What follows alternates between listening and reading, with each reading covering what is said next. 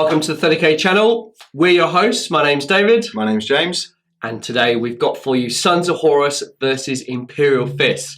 And James, we've got a big point game, haven't we? We do, yeah. It's 3,850, so plenty of points to take some nasty units. Yeah, tons of units, tanks, elites, dreadnoughts. There's something for everyone here. Even got a unit of Castellax at the back here on the Sons of Horus. Yeah, that's it. So we've got quite a bit. We're playing Dominion and Hammer and Anvil. Yeah, you're bringing Pollux today as well, which is nice. Yeah, I've not used him in a while. So yeah, looking forward to him again. It's not the best synergy because I'm running the Stone Gauntlet, so his ability to make a unit deep strike won't be used today. But yeah, I thought it was just an opportunity to take some units I haven't used in a while, like Pollux, the Phalanx Warders since the FAQ, and Mortificator and some Contemptor Dread. So I'm looking forward to seeing how they perform. Yeah, it looks pretty mean, the old Imperial Fist list. There's 2 Vindicators there and a 10-man las cannon team, so that's going to be quite tough, I reckon. Although the Sons of Horus are packing some punch as well. Those the lance weapons on the dark fire cannons for the Castellax. I think they're 60-inch, 37 APT lance blind gets hot. Some good range weaponry there.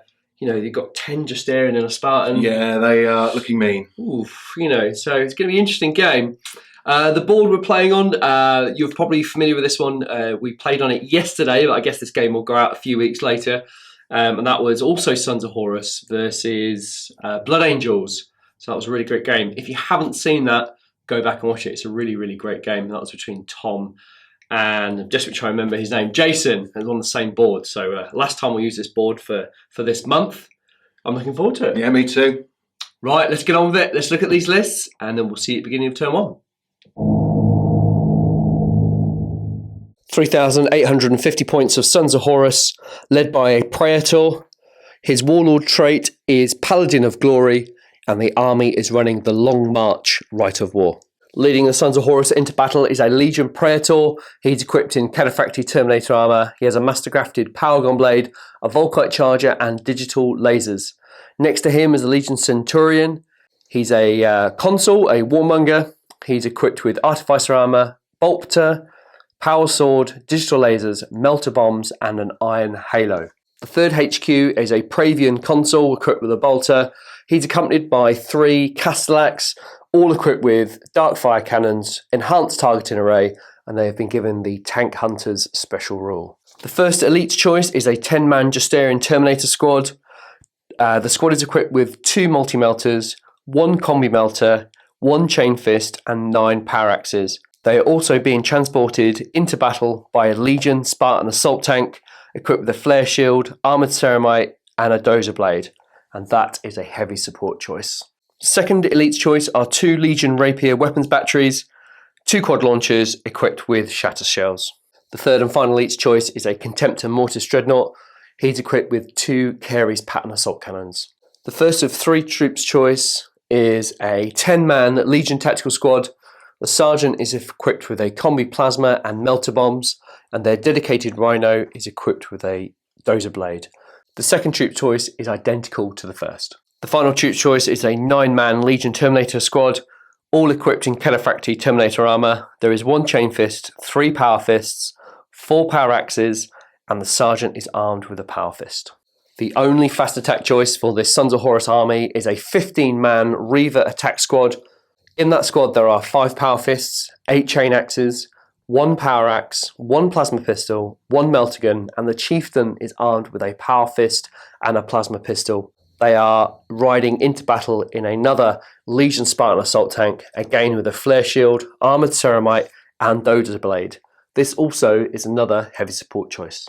The third and final heavy support choice for this Sons of Horus army consists of a Leviathan pattern Siege Dreadnought, equipped with a Storm Cannon, 2 twin-linked Volkite calibers, and armoured ceramite. 3,850 points of Imperial Fists. They are led by Alexis Pollux, whose warlord trait is Master Tactician, and they are running the Stone Gauntlet Rite of War. Leading the Imperial Fist, we have Alexis Pollux. He has Void Hardened Power Armour, a Mastercrafted Power Fist, a Combi Melter, a Vigil Pattern Storm Shield, and an Iron Halo. And his Warlord trait is Master Tactician.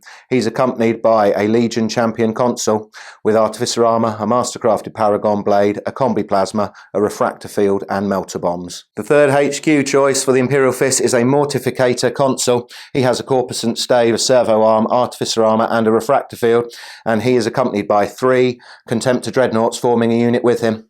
The first Dreadnought has a Dreadnought Close Combat Weapon, a Chain Fist, 2 Graviton Guns and extra armour. The second Contemptor has a Kerry's Assault Cannon, a Dreadnought Close Combat Weapon with a Graviton Gun and extra armour. And the third Contemptor has a Kerry's Assault Cannon, a Chain Fist, a Graviton Gun and extra armour. The first Elite's choice for the Imperial Fist is 5 Templar Brethren. They all have Melter Bombs, Combat Shields, Power Swords. They also have 2 Plasma Pistols. The Chapter Champion has a Solarite Power Gauntlet, a Combat Shield, and a Mastercrafted Plasma Pistol. They have a Rhino as a dedicated transport, which has a Dozer Blade. The second Elite's choice is a squad of 5 Cataphracti Terminators. 4 of them have Chain Fist, the Sergeant has a Power Fist, and as a dedicated transport they have a Land Raider Phobos with a Dozer Blade, Armoured Ceramite and extra armour. The third and final Elite's choice for the Imperial Fist is a Legion Apothecarian detachment. There's 3 apothecaries, one of whom has a Power Sword. The first compulsory troops choice for the Imperial Fist is a Legion Breacher Squad. They all have Melter Bombs, 2 have Melter Guns, and the Sergeant has a Combi Melter and a Breaching Charge. The second compulsory troops choice for the Imperial Fist is another Legion Breacher Squad, again 10 strong, and again with Melter Bombs and 2 Melter Guns. The Sergeant has a Breaching Charge. Thanks to the Stone Gauntlet Rite of War, the third troops choice for the Imperial Fist is a Phalanx Warders Squad. 10 strong, they all have Melter Bombs, 4 have Power Axes, 2 have Thunder Hammers, they have a Vexilla, and the Sergeant also has a Thunder Hammer. The final troops choice for the Imperial Fist is a Legion Tactical Squad, 10 strong, they have a Vexilla, their Sergeant has a Power Fist and Melter Bombs, and they have a Rhino as a dedicated transport which has a Dozer Blade. The first heavy support choice for the Imperial Fist is a Legion Heavy Support Squad, 10 strong, all of them including the Sergeant carry las cannon. The second and third heavy support choices for the Imperial Fist are Legion Vindicator Siege Tanks. They are equipped the same with Demolisher Cannons, Dozer Blades, Machine Spirits and extra armour.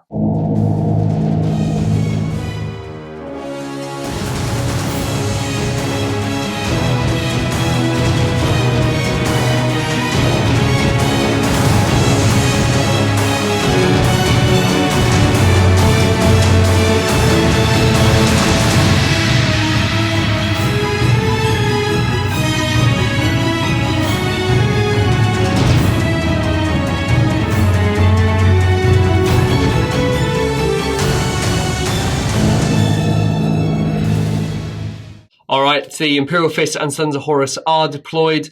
The Sons of Horus won the roll-off to go first and chose to go first. Hopefully, James, the Imperial Fist, won't seize. But as you can see from the table, there's a massive 2-foot gap in the middle, and it's a bit of a shooting match, I think, for the first couple of turns. It is, although the objectives, they're all there in the middle, begging. Begging to be advanced on. The problem with Hammer Anvil is when you pay Dominion, because you can't put the objective in the deployment zone for good reasons, they are clustered very tightly in the middle. Although the only thing that annoys me about this mission is that you can put the objective markers just outside your deployment zone, and you can score on the first turn, which I have done with the Sons of Horus, one of the 10-man tack. Yeah, and you've done the same. But you kindly put one right in the middle, so we've got something to fight over. Yeah, it's a bit of a tricky mission, but we'll give it a whirl. As I said, Sons of Horus won the roll-off to go first. James is going to seize, or he's going to try and seize. Yep. But good luck to you. Yeah, good luck, mate. Looking forward. Here we go. Oh dear. It's a 6. God damn it, that is a seize. It is. Imperial Fists, turn 1. Imperial Fist movement phase turn 1, and despite seizing the initiative, the KG Alexis Pollux has decided to be very cautious. He and his squad of breachers have scored a point for the objective right in front of them. Meanwhile, one of the Vindicators has motored past to bring its Demolisher Cannon into range. The Phalanx Warders have held position, and so have the Imperial Fist with las cannons on top of the building, and the second Vindicator as well. In the centre, the Tactical Squad have thrown caution to the wind. They have moved up 12 inches in their Rhino. Looks like they have their heart set on that central objective. Meanwhile, the other squad of breachers, they've held position and scored a point as well. The Terminators in their Land Raider, they have pivoted on the spot to bring both las cannon to bear against the Sons of Horus Leviathan, which the Contemptor Dreadnought Talon and the Mortificator are striding towards, bringing their Kerry's assault cannons into range. And in the back line, the Templar Brethren in their Rhino, along with the Legion Champion, they have held position. Imperial Fist shooting phase turn 1, and it started with disappointment as the Land Raider Phobos only managed a single hit with its las cannon on the Sons of Horus Leviathan. It was a penetrating hit, but it was saved by the Atamantic shielding.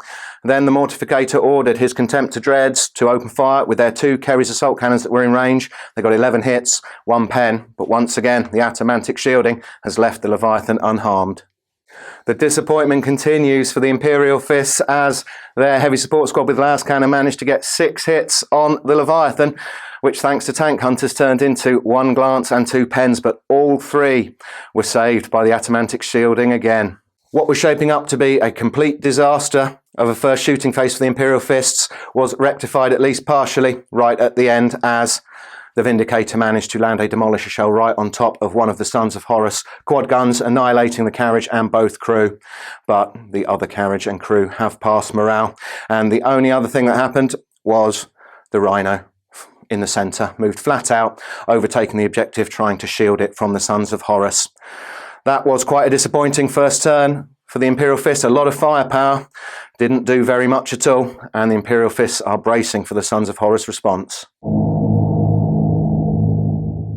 Sons of Horus turn 1 movement. I think we were really lucky to only lose a quad launcher from the previous turn from the Imperial Fist. So to that end, we're going to try and capitalise and take a few units out.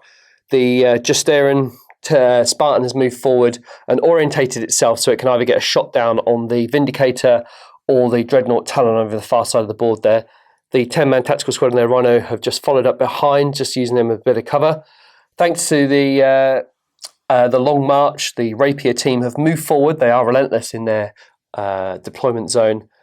The Rhino has moved forward in a balletic display with the Imperial Fist Rhino. The Mortis has moved forward to try and get a bead on that Vindicator. That will mess up the Sons of Horus troops if we don't deal with it right now. And the Castellax on top of the landing pad have moved in position to try and target that 10-man las cannon team.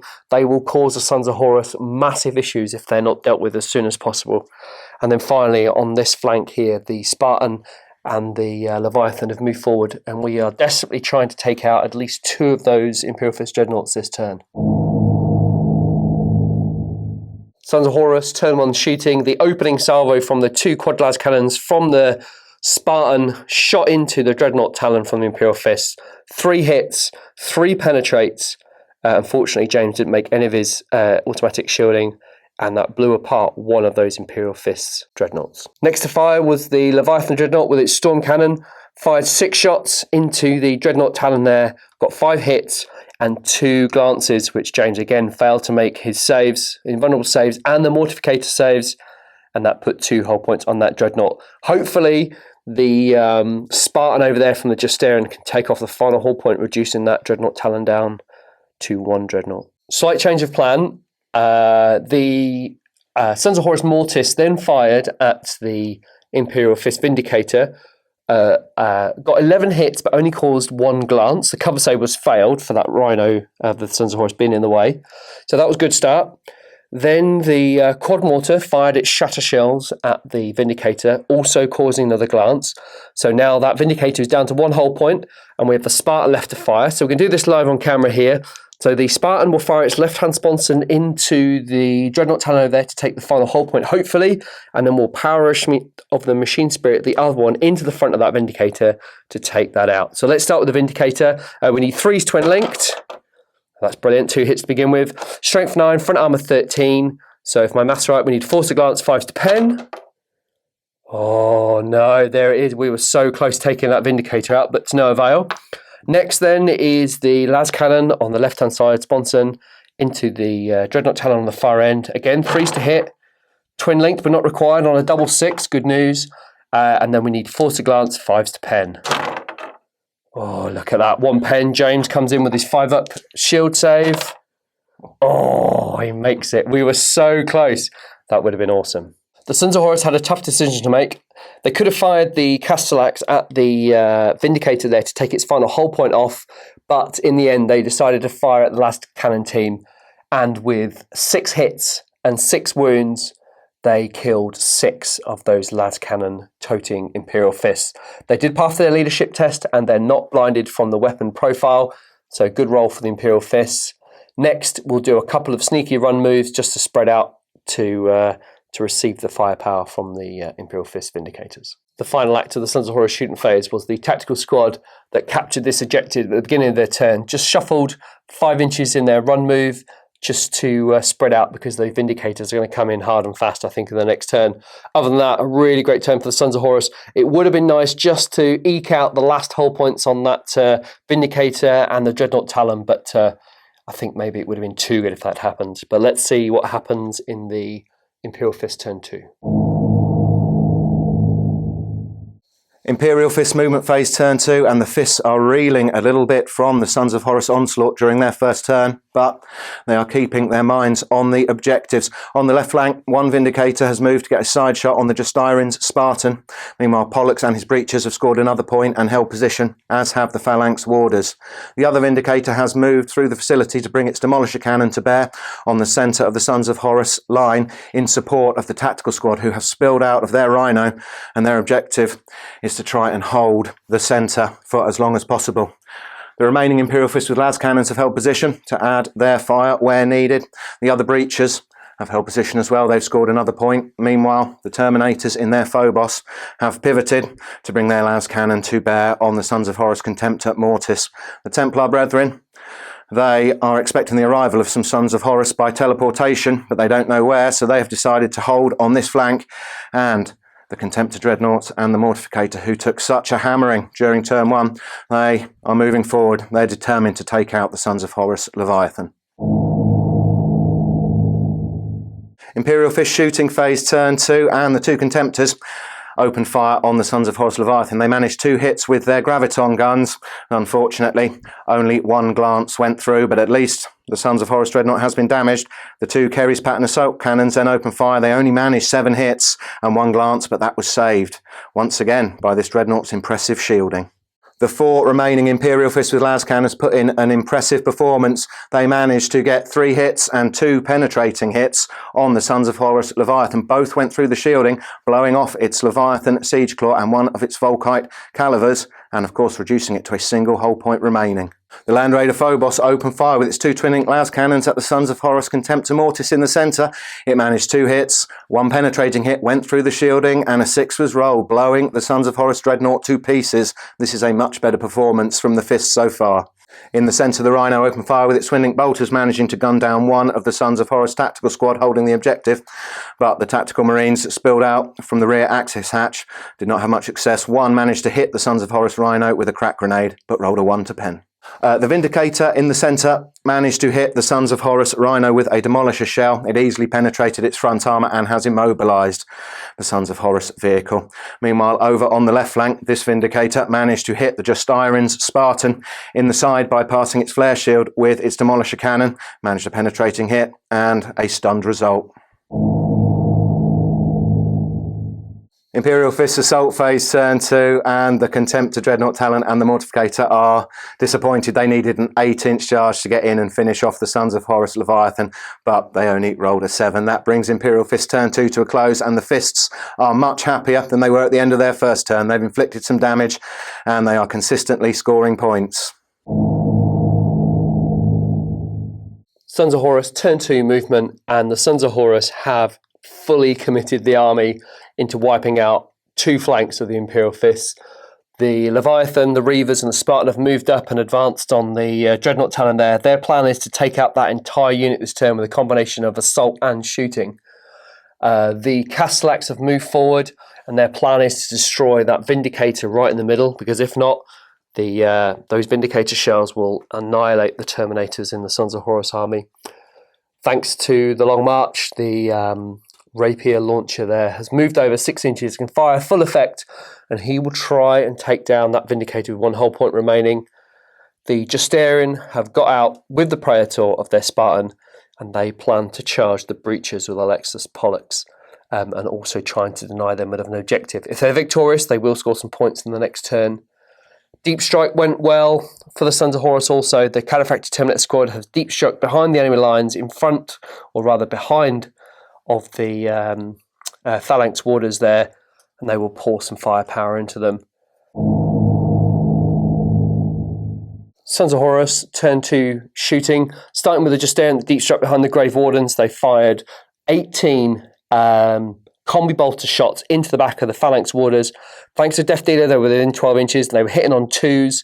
They got 18 hits, which was absolutely amazing. 5 wounds, but James made all of his armor saves for those Phalanx Warders. That was a little bit unlucky. Next to fire was the Rapier Quad Launcher. Fired 4 shatter shells into the Vindicator. 3 hit and got 1 glance, 1 pen, and that was enough to destroy the Vindicator, eradicating the high-powered, low AP threat from this side of the board. The Justarian Spartan, despite being stunned, Power the Machine Spirited one of the quad launchers into the Dreadnought Talon on the far end there. Got 2 hits, 1 glance, 1 pen, but 1 was saved by the Mortificator and 1 was saved by the shielding. So the saves are starting to come up now for the Imperial Fists. The other quad las cannon shot forward into the Breacher Squad with Alexis Pollux, needed 6s to hit and failed to hit. It was the heavy bolter on front of that Spartan that took 3 shots into the Breacher Squad of Alexis Pollux there. Got 1 hit, 1 wound. James failed his armor save and his Feel No Pain, stripping the squad of 1 Breacher Marine. Next to fire was the Praetor and his squad of Justarian Terminators. The Volkite from the Praetor got 1 hit and 1 wound and killed a Breacher, which was brilliant. The 2 Multi-Melters fired in 2 hits, 1 wound and 1 kill. And then the rest of the Combi Bolters fired in. Death Dealer doing amazing work, allowing them to re-roll 1s, although they are twin-linked as well. But they managed to drop a further 3. So 5 breachers from that squad have gone down from that Justarian and the Praetor squad. The Castellax on top of the landing pad there fired 6 shots from their Darkfire cannons into the Imperial Fist Vindicator there. They all hit, but only got 2 penetrates, which resulted in 2 hull points and stunning it ultimately. Not bad, but it does have Power Machine Spirit, so it will be firing at full effect in the next turn. Let's see if we can take the final hull point off with that quad las cannon from the Spartan on the far side there. The quad las cannon on the right-hand side of that Spartan, Power Machine Spirited, and fired at the Vindicator there on the far side to take its final hull point. Got 2 hits and 2 penetrating hits on it with a double 6, but James made 2 5-up in cover saves, which was absolutely amazing. It then fired its left-hand quad las cannon into that Dreadnought just to take it out if we can, but failed to hit. That was a shame. The Storm Cannon from the Leviathan fired into the Dreadnought Talon, got 2 hits, and managed to take the final hull point off that Contemptor Dreadnought there right in front of it. The Reavers then fired their multi-melter into the squad, but failed to hit. We're hoping that all of those Power Fist attacks from that Reaver squad will bring down that Contemptor. We will find out very, very soon. The final act of the Sons of Horus shooting phase was the tactical squad that scored a point for this turn on their objective there, threw a crack grenade at the Imperial Fist Rhino. It hit, but failed to penetrate its armour. And then as a final act for the Imperial Fists, Alexis Pollux has a special rule called Void Commander, and he elected to fail his leadership test for losing 25% casualties and fled 7 inches back. This now, of course, takes the Justarian and that Praetor out of charge range. A little bit disappointed, but there we go. Let's go into the assault phase and see what happens. Sons of Horus turn to assault phase. The Leviathan charged the Dreadnought Talon in front of it. Overwatch was ineffective, but the Leviathan failed its charge by 1 inch. The Reavers then made their charge of 10 into the squad, and they are now in combat with the Mortificator and that Contemptor Dreadnought. At the start of the combat, the Mortificator, being an Imperial Fist, had to issue a challenge, and that was accepted by the Chieftain from the Reavers there. The Mortificator struck in with 3 attacks from his Corpusant Stave, got 3 hits and 3 wounds, and the The chieftain there passed 2 of his saves but failed the final one, killing him at initiative 5. That was very unlucky. At initiative 4, the Contemptor Dreadnought struck in with 3 attacks, only got 2 hits, and that was enough to kill one of the Reavers. The Reavers don't have anything initiative 4 to attack with, so it's down to initiative 1 now with all of their power fists. Striking initiative 1, 5 Reavers, all with 3 attacks each, struck against the Contemptor with their power fists. 15 attacks, 8 hits, only 1 glance and 1 pen got put onto the Dreadnought, but the Dreadnought passed one of his invulnerable saves, which was amazing, which only put him on 1 whole point with a glance. The Mortificator then stood up with his initiative 1 attack from his serve arm and killed another Reaver, resulting in 3 dead Reavers. The Imperial Fist won the combat by a difference of 2, and the Reavers needed a leadership test on a 6, which they passed on a 3. Unbelievably, that combat is now tied. At the end of turn 2 for the Sons of Horus, the game has hotted up really fast. Super shame about the Alexis Pollux electing to fall back. That has denied the Sons of Horus their charge, but I'm sure they can stand up against the Imperial Fist, which we'll find out in Imperial Fist turn 3. Imperial Fist movement phase turn 3, and the Phalanx Warders on this flank have marched forward to take the place of Alexis Pollux. They are praying that they can take on the Justyrin, and they need the help of the Vindicator, which has moved round in the middle. It was shaken and stunned, but it has extra armour and machine spirit. The Phalanx Warders really need quite a few of those Justyrin to go down if they're to stand a chance. Meanwhile, Pollux and his breaches have rallied. They are facing off against the Sons of Horus Warmonger and his Terminators. On top of the facility building, the 4 remaining Imperial Fists with las cannons have held position. They're going to add their fire wherever it is most necessary. In the centre, the tactical squad have scored a point for that objective. They're still taking cover behind their Rhino. And the breaches have also held position. They've scored another point as well. Meanwhile, on the right flank, since the Mortificator and his lone remaining Contemptor are doing a good job of holding up the Reavers, the Terminators have rumbled forward in their Land Raider. They've decided to try and take out the Sons of Horus Spartan, and they are entrusting the approaching Templar brethren, led by the Legion Champion, who have disembarked from their Rhino to give support to the Mortificator and his lone remaining Dreadnought. Imperial Fist shooting phase turn 3, and the phase opened with their Land Raider Phobos using machine spirit to target one of its twin-link las cannons at the badly damaged Sons of Horus Leviathan, but it missed. Meanwhile, its other las cannon had a good shot on the side of the Justyrin Spartan, but although it rolled a hit, it only rolled a 1 to penetrate. In the centre, the Imperial Fist's Vindicator was inaccurate with its Demolisher shell, only managing to catch 3 of the Justyrin in the blast. It only wounded 2 of them, and both made their saves. That is very bad news for the Imperial Fists. Seeing the Vindicator have no effect at all on the Justyrin, the 4 remaining Imperial Fists with las cannons added their fire. They know that they need to thin this squad out. They got 3 hits and 3 wounds, but 2 of the Justyrin made their saves. Only 1 has fallen. In the centre, the Imperial Fist continue to pour fire into the Justyrin. The tactical squad on the objective used Fury of the Legion to fire 20 shots at long range. They managed to get 7 wounds. It was just enough to take out 1 of the Sons of Horus Terminators. As the Phalanx Warders are definitely not at their best when charging, but being charged, they decided to open fire with their bolt pistols and bolt guns, but it was a very poor volley of fire, only managing 5 hits and 3 wounds, all of which were saved. Alexis Pollux and the breaches, having just rallied, decided to fire all of their weapons as snapshots against the newly arrived Sons of Horus Terminators. One of the melter gunners managed a lucky hit which took out one of the Sons of Horus, but their bolter fire was wildly inaccurate and did nothing. Still, with Pollux there, the Fists are hopeful that they can hold back these Sons of Horus.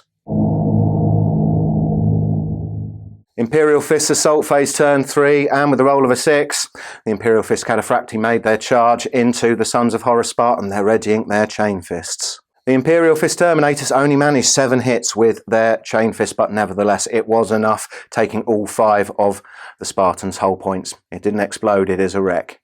At initiative step 5, the Mortificator attacked with his stave, but he managed to get no hits at all. The Contemptor didn't fare much better, only managing a single hit with its chain fist, but at least that killed one of the Sons of Horus.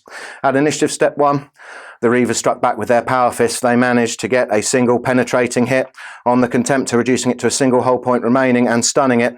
Unfortunately for the Imperial Fists, the servo arm of the Mortificator missed as well, but that is a drawn combat. Imperial Fist turn 3 summary, and this battle is looking to be very finely balanced. The Fists look like they're having the best of it on their right flank. Over on the left, they're under a lot of pressure from the Sons of Horus Terminators and the Justarin and the Praetor. This could go either way. Sons of Horus turn 3 movement phase. I think it's fair to say the Sons of Horus assault has stalled ever so slightly, but they're not going to give up. The Reavers are still in combat, with the Contemptor there. The Leviathan has moved round. He will fire everything he's got at those Terminators and then charge them. He will probably die, but he might take some Terminators with him. The Castellax on top of the landing pad have moved forward, and they are trying to now target the Imperial Fists that are securing objectives and scoring them points. The Imperial Fists are way ahead on victory points at the moment. The Rhino here has moved 12 inches to bring its attack marines to bear in the next few turns, and the quad launcher's moved over, and he will try and take the final whole point of the Imperial Fist Vindicator, as has the Spartan there for the Justarin. He will try and take the Vindicator out, and then maybe power the Machine Spirit into that tactical squad to reduce the numbers. The Justarin and the Praetor have moved within an inch of the Phalanx Warders. They will shoot and assault them, and then finally in the backfield, the Cataphractii Terminators are going to shoot and charge the breachers with Alexis Pollux. This is the final chance, I think, for the Sons of Horus to make a serious impact on the game. Sons of Horus, turn 3, shooting phase, started off with a bang. The Cataphractii on the side here, thanks to Death Dealer and their combi bolters, fired all of the shots, all of the bolter rounds into the Imperial Fist, and managed to cause 2 wounds on Pollux. James did decide to tank them on Pollux. He's got a 3-up, followed by Feel No Pain, but it wasn't to be, and Pollux has 1 wound remaining. The Justarin then fired their 2 multi-melters into the squad, but their shields saved both of the shots coming in. But it was the Volkite charger on the Praetor, which got 2 hits, 1 wound, and killed one of the Phalanx Warders, and then the sheer volume of fire from those bolt guns, thanks to Death Dealer and the Twin Links, re-rolling 1s, hitting on 2s, caused another Phalanx Warder to fall. The Sons of Horus can breathe easy now, thanks to the Quad Rapier firing 4 shatter shells into the front of the Imperial Fist Vindicator and stripping it of its final hull point. They managed to score 2 penetrating hits, which is enough to take the final one off, which was great news. The Justarin Spartan power the Machine Spirit, one of the quad las cannons, into the building there, killing one of the las cannon marines, which was great news. And then combined fire from the other quad las cannon and the heavy bolter fired into the 10-man tactical squad on that objective marker and killed 2. The Castellax then fired their bolters in their fists and the Darkfire cannons on top into the tactical squad and killed 3 of the Imperial Fists on that objective. Then I had a bit of a change of heart. The Leviathan over on the far end there decided to fire 6 shots from its Storm Cannon and 2 of the Volkite, and that reduced the squad further by 3. So now there are 3 tactical marines left on that squad. They did pass their leadership test, which is a real shame. James will now score some points in his next turn. We're just going to have a quick look to see if there's any more shooting before we go into the assault phase. The final act of the Sons of Horus turn 3 shooting phase was the 2 rhinos here. One moved 12 inches, so snapshotted its bolter rather, and the other one fired at full ballistic skill into the tactical marines on that objective. Couple of hits, but no wounds. We will now go into 2 very, very decisive combat phase. Sons of Horus turn 3 assault phase, and the Justarin have made their charge into the Phalanx Warders. Overwatch was fired, but no casualties were taken. And then finally, the Cataphractii charged into Pollux and his Breacher Marines. Again, Overwatch was fired. 1 melter gun hit, but it was saved from the Cataphractii Terminator armor. These are crucial combats for both sides. Combat between the Reavers, the Mortificator, and the final Contemptor ended really well for the Sons of Horus. At Initiative 4, the Mortificator struck in with his Corpusant Stave, killing one of the Reavers. The Contemptor then struck with 3 attacks, 3 hits, and 3 kills. But at Initiative 1, the Reavers, 3 Reavers armed with Power Fists, struck in, got 2 penetrating hits on the Contemptor, failed all of his saves, destroyed it, and then that rolled over onto the Mortificator, and he also failed his invulnerable save, and both models died. Also, at Initiative 1, the Mortificator struck with his servo arm and got a hit, but rolled a 1 to wound, which was brilliant. The Reavers then consolidated 3 inches back just to put some distance between them and the Templar Brethren.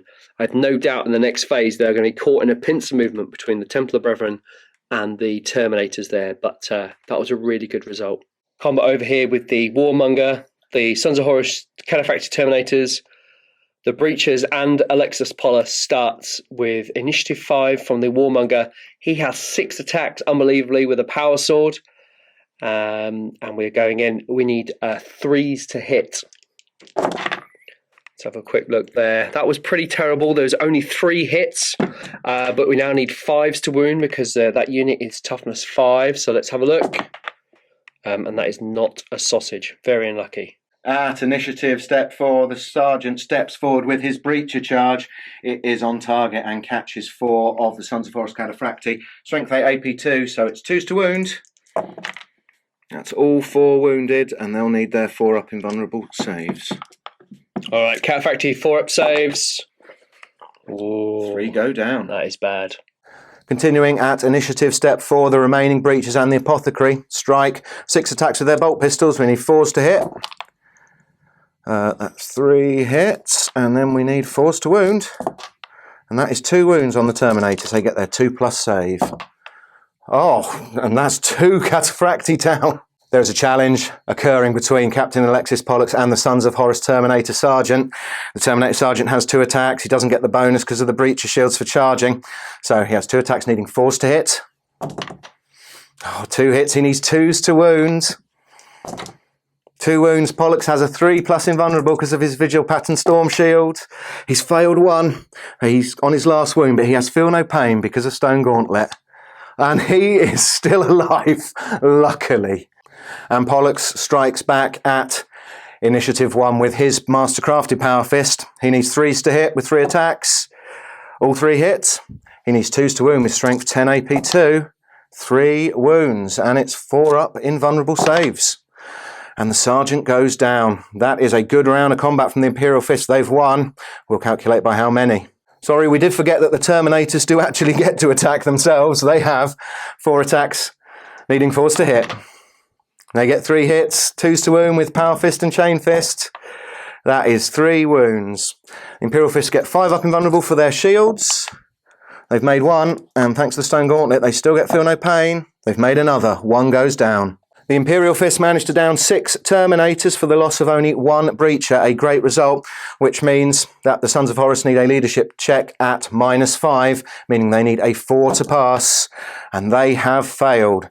The Imperial Fist will try to sweep them. 2. And 2. They get away because it's -1 for Void Hardened Armour. They flee 11 back towards their own deployment zone. Alexis Pollux and his Breachers failed to catch the fleeing Sons of Horus, but they have consolidated 5 inches in hot pursuit. That is a great result for the Imperial Fist, but we fear that the next combat is not going to go their way in quite such a decisive manner. Combat between the Praetor, the Justaeran, and the Phalanx Warders. The unit charged in, and the Praetor issued a challenge. The Phalanx Warder Sergeant accepted. At Initiative 5, the Praetor struck with 5 attacks, getting 3 hits and 2 wounds. One of the wounds was saved on the shield, but it was enough to kill the Sergeant before he gets a strike with his Thunderhammer. Next to strike at Initiative 4 was the Apothecary and the Phalanx Warders. They do get counter-attacks, so he struck in with 3 attacks with his Power Sword, got 3 hits, 2 wounds, but they were saved on the Terminator armour of the Justaeran. The remainder of both units are now striking Initiative 1. The Justaeran went in, only 2 attacks each, because obviously the Breacher's shields caused disorder charge, so they then get a +1 to for charging. So they got 16 attacks, only 8 hit, 5 wounds, and that was only enough to kill 2 of the Phalanx Warders, but they will also get strike back before they fall. The 2 Phalanx Warders with Thunderhammers stepped forward, benefiting from counter-attack. They had 4 attacks, they got 2 hits, 2 wounds, and that was enough to instant kill 1 of the Justyren Terminators. The Phalanx Warders with Power Axes then struck again at Initiative 1, including the 2 that had been felled by the Justyren at Initiative 1. They only managed to get 3 hits, but that did translate into 3 wounds, and another Justyren fell. That is 4 wounds caused by the Imperial Fists, only 3, unbelievably, by the Praetor and the Justyren, but thanks to the Sons of Horus Warlord trait, Paladin of Glory, they get +1 to their combat resolution. That is a drawn combat. That was the end of turn 3 for the Sons of Horus. Not an amazing round, really. Losing that combat between Pollux and his Breach Marines was terrible, and we only scraped through the skin of our teeth on that combat there between the Justyren and the Phalanx Warders. It was really nice to reduce some of the firepower from the Imperial Fists, but the Sons of Horus really struggled to take those 3 Marines off that objective. It means that the Imperial Fists will score 4 more points. 2 points in the beginning of their next round. The Fists are running away with it on victory points. Imperial Fist movement phase turn 4, and in the centre, the 3 Tactical Marines have scored another point. They've done a really good job for the Fists so far this battle. They've decided they're not going to live much longer, so they're going to try and take out the Sons of Horus Rhino before they do. It actually passed its repair roll last turn, so it's no longer immobilised. They will have to roll to hit it. Over on this flank, the Terminators don't really have too many viable targets. They're going to try to take the last hull point from the Sons of Horus Leviathan. And over on this flank again, the Legion Champion and the Templar Brethren are finally getting involved. They spied the surviving Catalan Reavers. They are preparing to charge. Their Land Raider has backed up. It's trying to bring its las cannon to bear on the Castellax. It may be joined in its fire by the 3 remaining Imperial Fists on top of the facility building. We shall see. These breaches, they've held position again. They're scoring a point. It's a valuable contribution. Pollux hasn't moved. He's hoping to finish off the Terminators and the Warmonger. Attrition is a factor in this scenario. Meanwhile, the Fists are just hoping that the Phalanx Warders can continue to hold back the Justyren and the Praetor. Imperial Fist shooting phase turn 4, and Pollux has ordered his breaches to open fire on the fleeing Sons of Horus Warmonger and the 2 remaining Cataphracti Terminators. The Melter Guns got 2 hits and 2 wounds, but both were saved by the Warmongers, and the last Cataphracti's invulnerable save, but 1 Cataphracti did go down to a volley of bolt pistol fire. These breaches and Pollux are probably going to charge. The Imperial Fist Land Raider, realising that the Castellax are a very dangerous amount of unit with all their firepower, decided to finally open up on them, managing to inflict a single wound with its twin-link las cannon, and the 3 remaining Fists with las cannons joined in. They managed to inflict another wound, but the Castellax still have plenty of wounds left. Not wishing to take the risk of firing their plasma weaponry at this stage in the game, the Champion and the Templar Brethren opened fire with their bolt pistols and a single crack grenade. They got 2 wounds with their bolt pistols, but both were saved. But the crack grenade did manage to take out one of the Reavers, and good news for the Fists, it was one of the Reavers with a Power Fist. Imperial Fist Assault Phase turn 4, and the Imperial Fist Cataphracti waded through a storm of Overwatch fire from the Leviathan, taking 3 wounds but passing all their saves. They have crashed into the Sons of Horus Dreadnought. And the Templar Brethren, led by the Legion Champion, also made their charge into the Catalan Reavers. The Legion Champion took 1 wound on Overwatch from a bolt pistol round, but it was saved by his Artificer armour, and he took another from a plasma pistol shot, but that was saved by his refractor field. And all the way over the far side of the facility, Alexis Pollux and his remaining breaches have also made their charge into the fleeing Warmonger and the last remaining Cataphracti. Fortunately, the Sons of Horus have rallied to face the charge. The Leviathan Dreadnought put up a valiant fight, getting 2 hits and 2 wounds on the Imperial Fist Terminators, but without his claw, they got their normal armour saves. They made both, and then the Imperial Fists went in with their chain fists. They ended up putting 6 penetrating hits on the Leviathan, easily enough to make it explode. Fortunately, their Terminator armour protected them. It also caught one of the Templars in the blast. His Artificer armour protected him, but one of the Reavers was cut down by flying shrapnel. Moving on to the combat between the Templar Brethren, the Legion champion, and the remaining Catalan Reavers. The champion struck first at initiative 5. He managed to get all 4 hits with his mastercrafted Paragon Blade, but then he only rolled 1 successful wound, which took out a single Reaver. At initiative step 4, the 2 Reavers with chain axes struck. They managed to get 3 hits and 2 wounds, but the Artificer armour of the Templars protected the Imperial Fists. The 4 Templar Brethren struck next at initiative 4 with their power swords, 16 attacks between them, hitting on 3s, wounding on 3s thanks to Furious Charge, easily wiping out the rest of the Reavers, and the Imperial Fists have consolidated 3 inches. Moving on to the combat between Alexis Pollux, the remaining Breachers, against the Sons of Horus Warmonger, and last remaining Cataphracti. The Breacher Sergeant issued a challenge which was accepted by the Warmonger. The Warmonger managed 3 hits, but unfortunately only 1 wound, and that was saved by the Breacher's Breacher Shield. At initiative step 4, the remaining Breachers attacked the last Cataphracti Terminator. They managed to get 3 hits, but only inflicted a single wound, and the Son of Horus made his save. Continuing at initiative step 4, the Sergeant in the challenge with the Warmonger managed 2 hits and 2 wounds, but unfortunately the Warmonger made both his saves. At initiative step 1, the last surviving Son of Horus Terminator stepped forward with his 2 attacks with his Power Fist, managing 2 hits and 2 wounds. And because the Imperial Fist charged, they do not benefit from Toughness 5 from the Stone Gauntlet. They got no feel, no pain. They failed both of their shield saves. He has failed 2 on his own. It's all up to Pollux now. This combat was threatening to go very, very sour for the Fist. Fortunately, Pollux stepped forward with his mastercrafted Power Fist, getting 3 hits and 3 wounds and felling both the last remaining Cataphracti and the Warmonger, and then consolidating.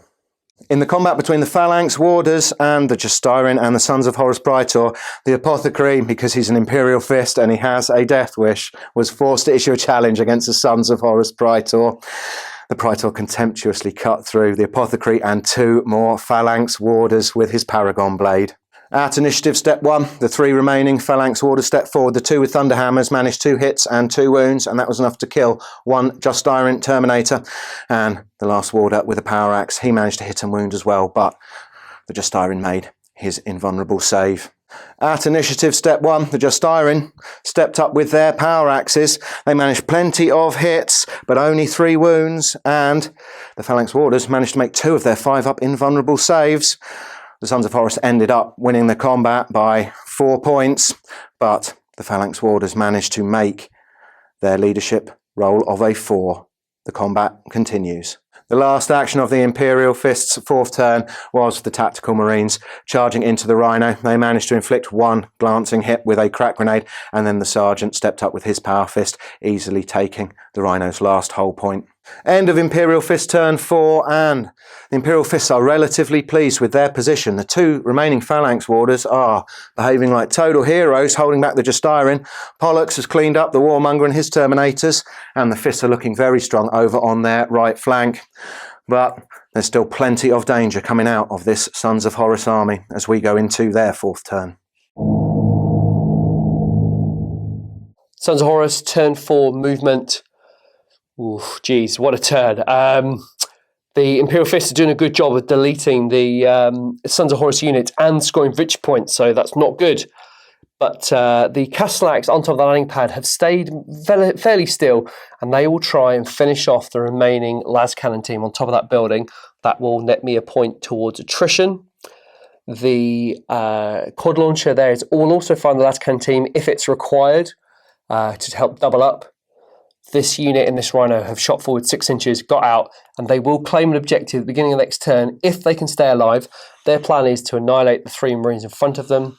This Tactical Marine will probably throw a crack grenade onto that Rhino, and then they've scored a point of this turn as well. The unfortunate combat over here between the Praetor, the Justyrin, and the Phalanx Warders, they should have won it, but they didn't. However, they will try and finish off that unit, and the Spartan has come up in support and will fire through that combat into the Breach Squadron Pollux, trying to kill them. It's a bit of a long shot, but we might get lucky. Over on the far end there, the Sons of Horus just completely ignored what's going on there. There's not a lot of threat that will come in other than the last cannons from the Land Raider. We're not too worried about that now. Let's see what happens. Sons of Horus turn 4 shooting phase started with the Land Raider firing its twin-link heavy bolter into the breach squad with Pollux and the Apothecary. 3 shots went in, 3 hits, and they failed their armour and failed their Feel No Pain. The next to take wounds will be either Pollux or the Apothecary. It's equidistant, but the Land Raider now is going to fire its 4 quad las cannons. We'll do this on camera because it's a bit exciting. Needing 3s to hit, twin-linked, 2 hits so far. So that is 4 hits, and then we need 2s to wound. That is 4 strength 9 AP2 shots into Pollux and the Apothecary. James, what are you going to do first? Intervening models for the Apothecary, I think. 8, 5 up. Yep. First one, he's dead. And we need 3 up invulnerables on Pollux. Oh, 333. Holy hell. Pollux escaped narrowly there. He only has 1 left, remember. Next to fire was the Castellax with Dartfire cannons into the 3 remaining Marines on top of that building with the las cannons. 4 shots went in and hit, but the middle Castellax rolled 2 1s for his get hot and then failed his armour save. So he died, exploded, but didn't take any wounds off the models around him. But those 4 shots went in, 4 shots, 4 hits, 4 wounds, and wiped out that las cannon team. A good result. The 10-man tactical Marines, they got out of their Rhino onto that middle objective there, fired 20 bolter shots into the 3 Marines. Thanks to Death Dealer, every single one of those shots hit. But after causing 10 wounds, James made some amazing saves. The sergeant and 1 Marine died, leaving 1 Marine left. He failed his leadership test and ran back 5 inches. And he's just about on that objective. So I'm not sure if we're going to score it next turn. We'll double check. But that was very, very unfortunate. The final act of the shooting phase was the Rapier platform here. I really struggled to decide what to do with it. I didn't have any line of sight for the shatter shells, and I did consider firing the frag shells at that trooper over there, but I'd already shot the bolters and he'd ran, so opportunity lost there. So he did not fire. Sons of Horus turn 4 assault phase. The Praetor finally stepped up, and Initiative 5 cut the 2 Thanax warders in half with his Paragon Blade, and the unit consolidated back onto that objective. They did consider trying to pursue to get Pollux, but because those Terminators have implacable advance, they are more valuable on that objective, scoring 2 points in the next turn. It's going to take a lot to shift that unit, and we will probably leave it down to the Spartan to snipe Alexis, hopefully in the subsequent turns. Imperial Fists turn 5, and Pollux is brave, but he is no fool, staring down the Sons of Horus Praetor, and although just Iron, he has decided to seek cover within the facility. In the centre, the Breachers have scored another point, and they have marched forwards to bring their bolters into rapid fire range of the Sons of Horus. Meanwhile, the last Tactical Marine has rallied. He's going to add his fire, and so is the Rhino, and so is the Land Raider, which has pivoted on the spot, and so are the Terminators, the other Rhino, and maybe even from long range, a shot from the Legion Champion. Imperial Fist shooting phase, turn 5, and bad news for Alexis Pollux. He was hoping to make it into the cover of the facility, but he only rolled a 1 for his run move, with the Spartan training its las cannons on him. Looks like he may be going down. The Terminators opened fire at long range with their twin-linked combi bolters at the Sons of Horus tactical squad in the centre on the objective, managing to get 6 hits, only 2 wounds, but at least it felled one of the Sons of Horus. Sensing the time was right, the Imperial Fist Legion Champion decided to unleash the fury of his combi plasma. It's at long range, he only got 1 shot. It hit, but he rolled a 1 to wound. Next to open fire at the Sons of Horus tactical squad in the centre was the Imperial Fist Rhino. It managed to hit, but rolled a 1 to wound, and then the Breachers opened fire. Starting off very badly, they fired 2 melter guns and a combi melter and rolled a triple 1 to hit. They fared better with their bolters though. Hitting on 2s, they managed to fell another 2 of the Sons of Horus. The Imperial Fist Land Raider opened fire, managing to get 2 hits with its las cannon, but rolled 1 to wound, so only 1 Son of Horus went down, and it managed to get another 2 wounds with its twin-linked heavy bolter, but both of the Astartes made their saves. The fleeing tactical marine, or the one that's just recently rallied, managed to hit with a snap-shooting crack grenade and wound, but once again, the Sons of Horus made their save. Their sergeant did go down this round, but the remaining tactical marines have passed morale. We did briefly consider charging, The Breacher squad into the Sons of Horus Tactical Marines in the centre, but it's a long charge. They have -1. They'll lose their Stone Gauntlet toughness boost. So in the end, we decided just to end Imperial Fist turn 5 there. They fired a lot of shots into the Tactical Marines, but the Sons of Horus are still holding on. This is shaping up to be a very, very close battle. Sons of Horus, turn 5, movement phase, potentially the last turn of the game, but we do get random gain length, and due to the bitter end for the Imperial Fists, the Sons of Horus can push them for a further turn, which we may need. However, all effort has been put into trying killing Pollux this turn. The Land Raider has brought a heavy bolter and a quad las cannon to bear, 2 multi-melters and the combi bolters from the Justarian, hopefully to going to take the final wound off Alexis Pollux. The quad launcher doesn't really have a target, so we'll have to just shoot in the air and hopefully it will hit something with a full scatter. The Castellax have moved forward to take out that Rhino. It's a bit sad when you need 2 Castellax to take out a Rhino, but it's still a point towards attrition. We've scored 2 points here as well for this tactical unit and the Justarian.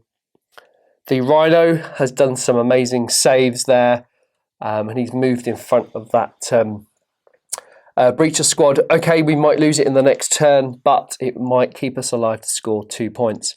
And then our plan is to finally kill that lone tactical marine. We're not too worried about the stuff over there on the far end. It probably won't get to us by the end of the game, so we need some extreme luck this turn.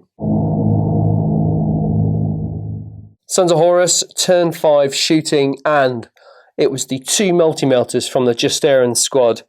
Got 2 hits on Alexis Pollux, 2 wounds, and James made a double 2 on his roll, killing him and scoring another point for attrition and Warlord for the Sons of Horus.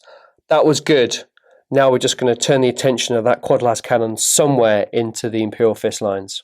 The only target the Spartan really had was that tactical marine in front of the Sons of Horus there. So it did fire, got 2 hits, 2 wounds, but unbelievably James made 2 5-up intervening cover saves. So good effort there. 12 bolter rounds with Death Dealer rang out from the tactical squad in front of the remaining squad member from the Imperial Fist tactical squad. Got 8 hits and 3 wounds, and finally he felled to his last armour save. Great work. The Castellax opened up with their dark fire cannons, scoring 4 hits and 4 penetrating hits, and that was enough to strip the 3 hull points off the Rhino. It is just wrecked, it didn't explode, which was good because there's a fair few Sons of Horus units surrounding it, and then that will add another point to the attrition for the Sons of Horus. The final act of Sons of Horus turn 5 shooting was the quad launcher shot up into the sky in the general direction of those Terminators, but the shot went wide of the mark and scattered in amongst those containers. That is technically the end of the game, but because we're playing Imperial Fists, they do have the bitter end, and the Sons of Horus have decided to go for a 6th and final turn.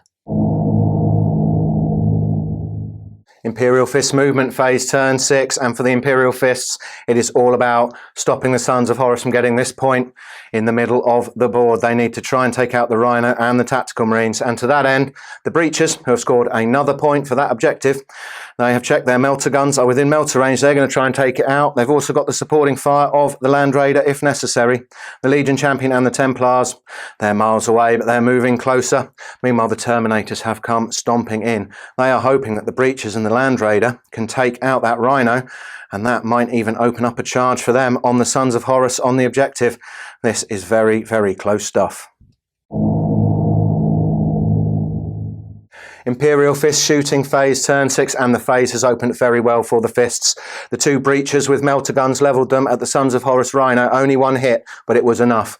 It penetrated and exploded the Sons of Horus vehicle, and more good news for the Fists, the explosion left them unharmed but took out 2 of the Sons of Horus tactical marines. The good news continues for the Imperial Fist as all of their cataphracti were in rapid fire range. 10 shots rang out, 9 hits, and that was enough to cut down 3 more of the Sons of Horus, leaving a single tactical marine left to face the fire of the Imperial Fist Land Raider Phobos. The Land Raider Phobos opened fire with its twin-linked heavy bolter, and it was enough to take out the last Sons of Horus tactical marine that was near the central objective. That was a successful turn for the Imperial Fists. They decided to take out the Rhino and the tactical marines. They have achieved that. This is insanely close. Let's see what the Sons of Horus can do as we go into their final turn. Sons of Horus, turn 6, movement phase. The only way the Sons of Horus can win this game is a draw, and I need to take down as many units as possible in this game to draw level with the attrition. So I've had a really good look, and the only thing I can feasibly do is wipe out those 5 Terminators. If I do that, the Sons of Horus might have a chance. So to that end, everything has moved to try and draw a bead on those Terminators. The Sons of Horus Spartan there has got its full firepower to bear. The Justarian here have got 1 multi-melter and 3 combi bolters. The quad launcher there will have to shoot shatter cells into the sky again to try and get some random shots in. And those Castellax can see narrowly through the containers there and will be able to pick off one of those Sons of Horus Terminators. Excuse me, one of the Imperial Fist Terminators. It's a lot to ask, but we're going to give it a try. Sons of Horus turn 6 shooting, and the Castellax have started with their dark fire cannons and have killed the lead Terminator in that Imperial Fist squad. That was a good start. The quad launcher with its frag shells managed to get 3 hits and a minor scatter on the Terminator squad, inflicting 7 wounds in total. All we needed was just 1 to go through, but it didn't happen, and James made all of his 2-up armor saves. The Justarian squad double-checked the range of their multi-melter and found themselves to be half an inch out for that multi-melter shot into the Terminators. Nevertheless, 3 combi bolters went in, got 3 hits, and that was enough to take 1 wound off a Terminator, felling it. The last shot of the game was the Spartan fired 3 shots from its heavy bolter and the 2 quad las cannons, and only killed 1 Terminator, with James making some really, really great saves. If they fled, they wouldn't count as being alive in the game, but fortunately passed the leadership test. James and I now need to go away and count up the attrition points. It all hinges on this count up. Wow, that was an incredibly close game. 1 point separates the winner here. James, do you want to do your victory points first? I do, yeah. Fortunately, the Imperial Fist were standing strong on a couple of objectives near their deployment zone, and they managed to get 10 points for Dominion. Yeah, so that's all James got. 10 points for the Imperial Fist. No Warlords, because the Predator was still alive at the end of the game. So 10 total. The Sons of Horus scored 8 for their objective markers. They had a really, really slow start, but picked up towards the end, particularly with the Terminators on getting on the objective there. And they scored 1 for Warlord. Attrition, though, ended in 9-all. We both killed 9 units each. Incredibly close. Final score, 9 to the Sons of Horus, but 10 to the Imperial Fist. So an Imperial Fist victory. Congratulations. Thanks, I just about managed to hold on. It was looking very shaky in the last turns for the Fists. Once the Justarian broke through, they were scoring a lot of points, as you said, for that objective. And I think the Sons of Horus were looking a lot stronger at the end of the game. Yeah, maybe. And I think it was a good decision to push because we needed to kill 1 more unit to draw it, you see, and that's why I was desperate trying to shoot those Terminators, but it just didn't happen in the end. But it was a real shame. But I think it's fair to say though, when you looked at the board and when we chose the deployment, we both kind of said to each other, "There's no terrain in the middle. We're just going to be an open fight." Yeah, it was a real death trap in the centre. Everyone that dashed for that centre objective ended up being blown to bits. Yeah. And we could be forgiven by saying that, you know, anybody could say that it was just going to be a shootout and it wasn't going to be much by the end of turn 1, turn 2, turn 3 maybe, but that both armies went the distance, and despite no cover, they really lasted. And to have 1 point left between the two at the end was just unreal. Yeah, another great close game. Unreal. James, you brought back a unit. Let's talk about them. Yeah, the Phalanx Warders, I think they were great, combined with the Stone Gauntlet Rite of War. They held up the Justarian, they stood and died to a man, and that was, I think that was the difference really, because they were stopping the Justarian scoring points on that objective while they were standing there, holding them back. Yeah. Eventually they all fell, but yeah, a sterling job, and it shows how tough they are to take on a Praetor and all those Justarian Terminators for however many combat phases it was. Yeah, they were brilliant. Yeah, I think another unit was really strong for James was the breach unit that Pollux was in. You know, you annihilated that 10-man Terminator squad, the 9-man Terminator squad. Sergeant throwing his breacher charge, he did such a good job there. He was really the difference. I think we rolled 3 1s there, which I think turned the tide. But Really, really bad. I brought back the Castellax partly because I love Mechanicum, so I had to bring them back really. But they did do a great job of thinning some of the heavy hitters from the army. It was good. I think they contributed towards the Vindicators, the las cannon teams as well. That 60-inch range, strength 7 AP2, Lance Blind gets hot. Really, really helped. Yeah, I came nowhere near touching them really. It was only an unfortunate malfunction that took out even one of them. My las cannons was plinking off a wound, but realistically I thought, well, I'm not going to take them out, and they were just putting out consistent damage the whole game. Really, really good unit, good choice. It was a toss-up between this unit and the Justarian Spartan, because the Spartan did do some good work. It killed a couple of Terminators outright, and it did kill Pollux with heavy bolter, took his final wound. So that was really cool. But I really wish I'd moved the Castellax a little bit more. When I played Legio Cybernetica lists, I was very, very aggressive with the Castellax, and I should have been a little bit more with these, just to try and get a few more lanes of fire down on the enemy. But I think in the end I was reasonably happy with them. But I think it was a really great game. Yeah, me too. It's so exciting. Yeah, great. I think these two armies were really well matched. They both did a lot of damage to each other. They could both score a lot of objective points. And yeah, really close with Pollux going down near the end. All nail-biting stuff. So fantastic game. Yeah, I thoroughly enjoyed it. Now, if you would like to come on the channel with your army, please get in touch. We're taking bookings for around sort of November, December time, and then obviously into next year. We've got loads of space for next year. So if you have a well-painted army, have good rules knowledge, and are able to communicate your turn to camera, then please get in touch. You can get in touch with me through social media or my email address, which will be at the bottom of the screen right now. I've also taken a ton of photos from the game, so please go to the Facebook page when the game is released. Have a look at those photos. We'd like to hear your comments. I think there was only one mess up. I can't remember what it was now. Oh, I couldn't have been that important. Oh, no, I don't think it was major.